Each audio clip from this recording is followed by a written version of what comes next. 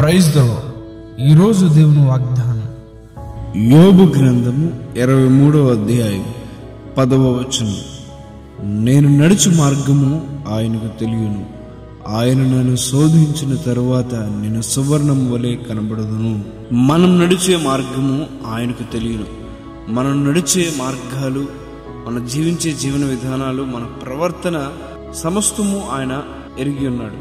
ఆయన మనల్ని దృష్టి నుంచి చూస్తున్నాడు గనుక ఆయన కను దృష్టి యందు మరుగైనది ఏదీ లేదు. మన జీవన విధానాలన్నీ కూడా ఆయన తెలుసుకునే దేవుడు. మనం ఏమై ఉన్నామో, మన పరిస్థితి ఏంటో సమస్తము ఎరిగిన దేవుడు కనుక ఆయన మనల్ని ఎప్పుడూ చూసే దేవుడే ఉన్నాడు. అదే కాకుండా యోబు ఏ విధంగా అయితే తన జీవితంలో శోధించబడ్డాడో, నలకొట్టబడి ఉన్నాడో, ఏ విధముగా అయితే శ్రమలు అనుభవించాడో, ఆ తర్వాత ఏ విధముగా తన జీవితం మారిందో మనకు తెలిసి ఉన్నది. అలాగే ఒక బంగారము కొలిమిలో ఉన్నప్పుడు ఏ విధంగా అయితే కాల్చబడి మరలా అది కాలిన తర్వాత శుద్ధ సువర్ణం వలె, మేలిమి బంగారం వలె ఏ విధంగా మారుతుందో, అదేవిధంగా ఈ రోజున మీరు నలిగిపోయి ఉన్నారా? శ్రమల్లో జీవిస్తూ ఉన్నారా? కష్టాల్లో నలిగిపోతూ ఉన్నారా?